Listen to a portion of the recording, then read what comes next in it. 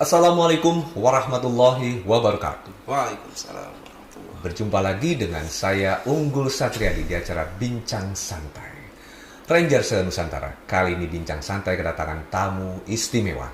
Beliau adalah Ustadz Ajat. Assalamualaikum Ustadz. Waalaikumsalam warahmatullahi wabarakatuh. Ustadz Ajat ini banyak sekali berkecimpung di dunia pendidikan, khususnya pendidikan anak-anak. Beliau sekali-kali berinteraksi, mengembangkan agar anak-anak ini bisa lebih cinta Quran. Seperti apa kegiatannya, seperti apa caranya. Kita akan ngobrol-ngobrol dengan Ustadz Ajat. Ustadz Ajat, silakan. Sebelum kita banyak ngobrol-ngobrol, silakan untuk memperkenalkan diri Ustadz Ajat. Baik, terima kasih atas waktunya Pak Unggul. Alhamdulillah suatu kehormatan bisa hadir dan bertemu kembali dengan Pak Unggul setelah sekian lama tentunya ya. Jarang hadir di pengajian, rupanya sibuk dengan aktivitas dakwah seperti ini. Mudah-mudahan Allah memberkahi. Amin, amin. Saya sendiri nama Aja Sudraja, tentunya kalau orang Sunda biasanya Cecep Gorbacep Aja Sudraja kan ya, diulang-ulang. Kegiatan saya memang sehari-hari sebagai pengajar, terutama memegang pelajaran tahfidz Al-Quran di SD Islam Asuryaniyah yang berada di bawah naungan Yayasan Asuryaniyah Islamic Center. Dan qadarullah ada beberapa siswa-siswa saya juga yang alhamdulillah sampai detik ini yang kelas 6 sudah ada yang 7 juz, ada yang 8 juz. Bahkan yang di klub khusus pagi itu memang khusus anak-anak yang konsentrasinya di tahfidz Al-Quran. Seperti itu Pak Unggul. Baik Ustadz, ini kan ngajarin anak-anak ini kan perlu cara khusus nih. Nih bagaimana nih ngajarin anak-anak agar tetap fokus dan konsisten nih melakukan hafalan dan belajar Quran. Ustadz, silakan. Baik, sebetulnya kalau sekolah madrasah itu sistemnya klasikal. Sebetulnya penerapan yang paling utama itu ketika kita mendidik anak di rumah itu bagaimana pembiasaan, minimal ada waktu setiap habis maghrib dan sebagainya, dan itu memang tugas seorang ayah ya. Makanya di dalam Al-Quran porsi ayah itu dari 19 ayat dialog dalam Al-Quran antara ayah, antara orang tua dengan anak, itu ternyata 14 ayat khusus Allah muat dialog ayah dengan anak. Ibu dengan anak hanya 2 ayat. Ibu ayah dengan anak hanya 1 ayat. 14 ayat itu Allah muat dialog khusus ayah dengan anak. Sebetulnya ayah mendapatkan porsi terbesar dalam perkembangan pendidikan anak, terutama bagaimana ia cinta dengan Al-Quran. Seperti halnya ya, saya mohon maaf setiap maghrib sampai isya handphone gak pernah aktif, karena itu khusus waktu saya pembiasaan bagaimana anak, terutama anak saya berinteraksi dengan Al-Quran. Seperti itu. Baik Ustadz, nah itu kalau Ustadz di rumah memberikan aturan main agar anak-anak bisa dekat dengan Quran. Nah kalau yang kalau di sekolah ini bagaimana nih mengajak anak-anak mungkin melibatkan orang tuanya ya berarti ya? Betul. Ya. Salah satunya controlling.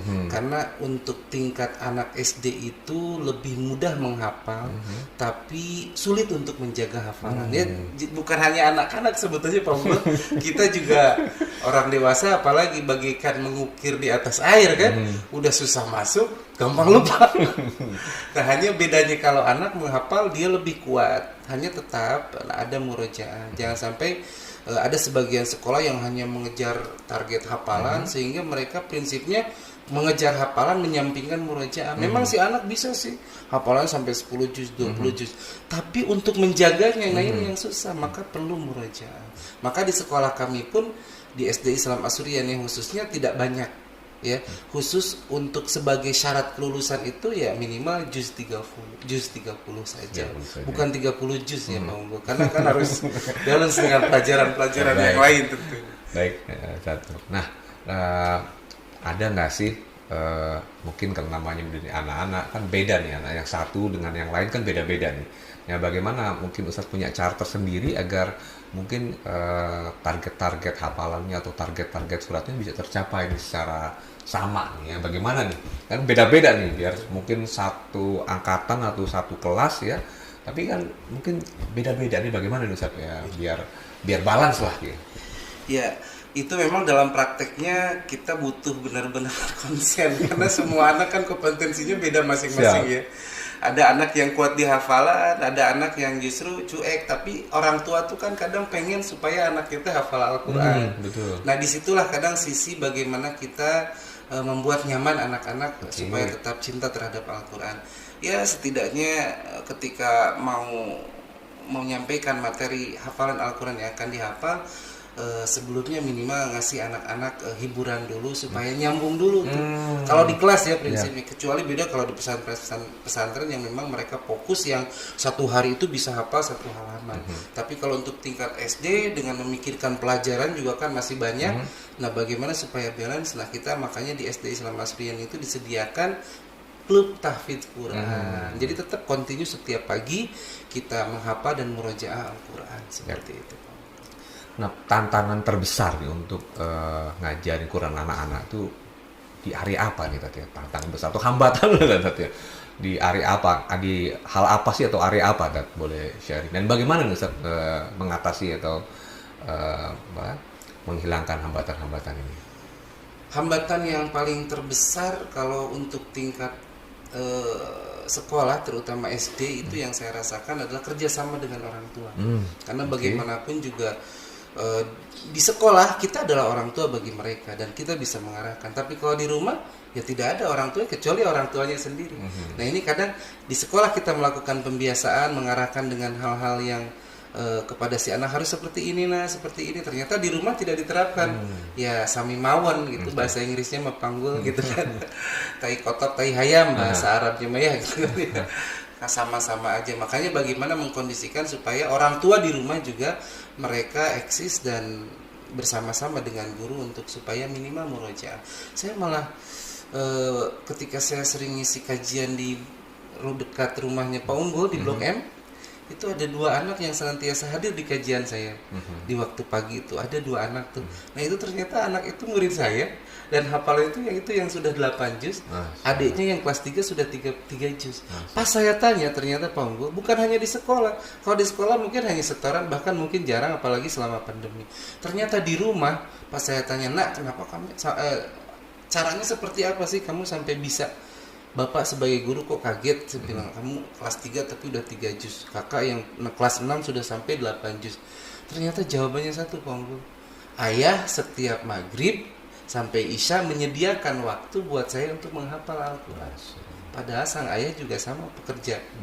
Gitu yang harus pergi pagi pulang sore. Baik, artinya bahwa tidak semua pendidikan Al-Quran, belajar menghafal itu tidak semua diserahkan di sekolah. Artinya harus ada keterlibatan kita sebagai orang tua, apalagi ayah, untuk tetap bisa menerapkan secara konsisten gitu tadi ya di rumah gitu. Ada waktu-waktu khusus yang disiapkan ayah agar anak-anaknya bisa konsisten menghafal Quran. Jadi nggak semuanya dilepaskan sekolah, karena Al-Quran itu nggak cuma belajar menghafal selesai, tapi juga tetap harus dimurojaahkan, menjaganya ya tadi ya.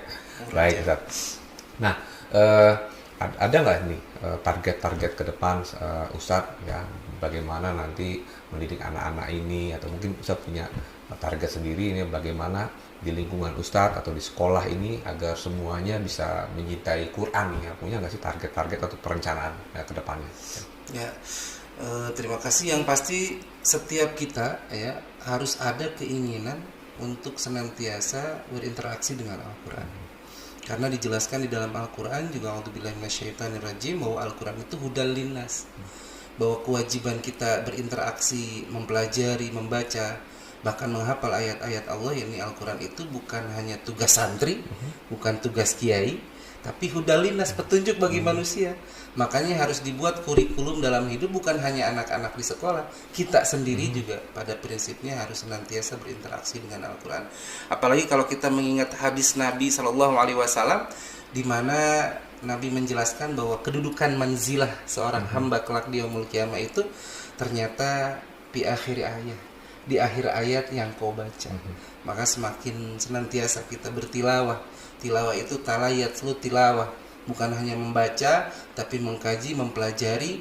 Maka di dalam Quran, ulaika yarjuna tijaratan lan tabur, orang-orang yang senantiasa berinteraksi dengan Al-Quran, mereka itulah orang-orang yang berbisnis dengan Allah dan bisnis itu tidak pernah mengenal rugi. Masya Allah. Masya Allah. Kalau secara logika Pak Unggul, ketika kita menyempatkan baca Al-Quran, secara logika harusnya hilang kan sebagian waktu yang kita gunakan karena harus dipakai Al-Quran. Tapi ternyata di mata Allah justru itu adalah perniagaan yang tidak akan pernah rugi. Masya Allah, alhamdulillah, Ustaz. Luar biasa ya. Artinya ini nasihat para ranger bahwa ayo kita terus mencintai Quran, ya, terus belajar Quran. Karena kalau kita belajar Quran, mencintai Quran itu tidak akan rugi, malah Allah akan mengangkat derajat kita, bukan begitu Ustaz? Nah, Ustaz, sebenarnya banyak sekali banyak yang pengen diobrol itu kan waktu juga yang menghambat kita nih, Ustaz, ya. Mungkin untuk penutup, bisa kasih kalimat inspirasi atau motivasi untuk para rangers di Nusantara. Baik, para rangers yang ada di seluruh Nusantara, terutama ayah bundanya ya, karena ini tidak lepas daripada peran orang tua agar anak senantiasa cinta dengan Al-Quran. Tidak ada seorang yang terbiasa kecuali akan harus dilakukan dengan kebiasaan. Artinya Allah bisa karena biasa. Itu tentunya Pak Unggul, terutama dalam membaca Al-Quran, dalam berinteraksi dengan Al-Quran, karena bagaimanapun juga Al-Quran itu yang akan menjadi syafaat. Maka jadikan anak-anak kita sebagai ladang syukur kita, untuk kita terus tetap beramal meskipun nanti ya kita sudah berada di alam kubur. Tapi ketika kita mengajarkan Al-Fatihah lah, taruh contohnya ya, saya memang akad dengan istri dulu, sebelum ada orang lain yang mengajarkan Al-Fatihah, entah itu di TK, di SD, anak saya harus saya yang ngajarin. Kenapa? Karena ketika saya meninggal, Al-Fatihah itu akan dibaca selama setidaknya 5 kali dalam sholat. Sholat 5 waktu maksudnya. Maka itu akan mengalirkan, setiap anak kita membaca Al-Fatihah, maka itu akan mengalirkan pahala buat kita. Apalagi ketika kita yang mengajarkan anak-anak kita baca Al-Quran, hafal Al-Quran, kita sempatkan waktu kita, terutama ayah dan ibu kita, ayah dan ibunya, maka suatu saat ketika ayah dan bundanya sudah tidak bersama mereka, maka pahala dari yang dibaca oleh anak-anak kita akan terus mengalir buat kita. Baik, Ustaz, luar biasa. Terima kasih kalimat inspirasinya. Baik, demikian tadi para Rangers Nusantara, bincang santai kami dengan Ustaz Ajat Sudrajat.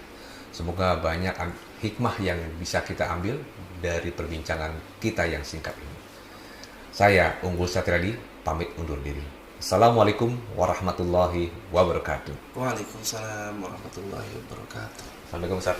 Alhamdulillah.